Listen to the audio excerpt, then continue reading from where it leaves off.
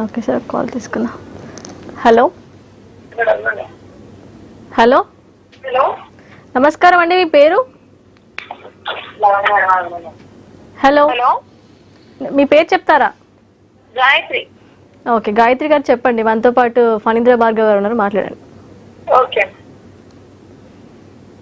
అమ్మా నమస్తే, చెప్పండి. Sir, good afternoon sir. అమ్మా నమస్తే. నమస్తే సార్. Sir hello. అమ్మా చెప్పండి.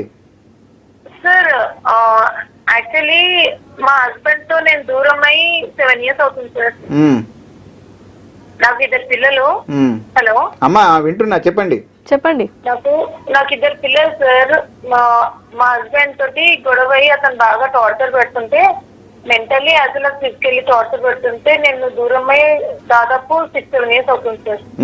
అతనికి ఎన్నిసార్లు డివోర్స్ అడిగినా అతను నేను ఇవ్వను అని అంటున్నాడు. పిల్లలకి అతన్నే పెంచుకుంటున్నారు. పిల్లలు ఇప్పుడు 6 years అయ్యారు. మరి నేను నా కాళ్ళ మీద నిల్చొని స్వతహాగా బతుకుదాం అనుకుంటే నాకు అట్లా బతకనియట్లేదు. మరి అసలు డివోర్స్ ఒక నాకు తెలిసిన వాళ్ళు ఏమన్నారంటే, మీరు 5-6 years దూరం ఉంటే ఆటోమేటికల్లీ డివోర్స్ అప్లై చేస్తే వచ్చేస్తుంది అని అన్నారు. అసలు ఎంతవరకు కరెక్ట్ సార్? ప్రొసీజర్ ఏంటి నాకు చెప్తారా? మ్యారేజ్ అయినాక భార్యాభర్తలు 7 సంవత్సరాలు కలిసి ఉండకుండా, అంటే శారీరకంగా కలవకుండా ఉంటే కోర్టుకు పోయినట్టయితే అది ప్రూవ్ అయినప్పుడు మీకు డైవర్స్ వస్తుందమ్మా. ఓకే సార్, అంటే ఇప్పుడు నేను డైరెక్ట్ కోర్టులో వేస్తే అప్పీల్ చేస్తే వస్తుంది అంటారా? కోర్టు ప్రూవ్ చేయాలి మీరు.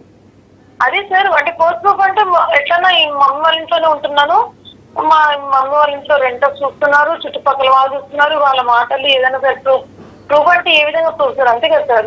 అంతే అమ్మా, అదే మీకు కోర్టు వ్యక్తిని నమ్మదు, కోర్టు ఎవిడెన్స్ అంటే డాక్యుమెంటరీ పేపర్ని నమ్ముతుంది. అలాంటి పేపర్లు లేకుంటే అలాంటి సాక్ష్యాన్ని మీరు కోర్టుకు చూపెట్టిన ఏదంటే మీకు ఆ కోర్టు మీకు ఏదైతే ఉన్నదో విడాకులను మంజూరు చేస్తుంది.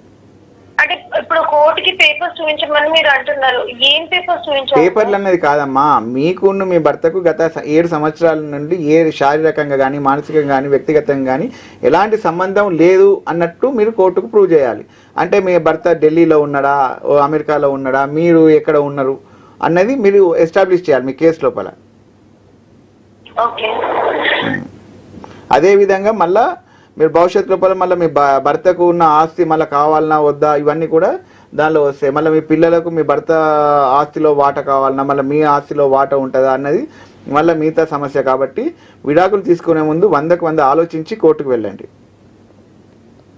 ఓకే అండి, థ్యాంక్స్ ఫర్ కాలింగ్ అండి.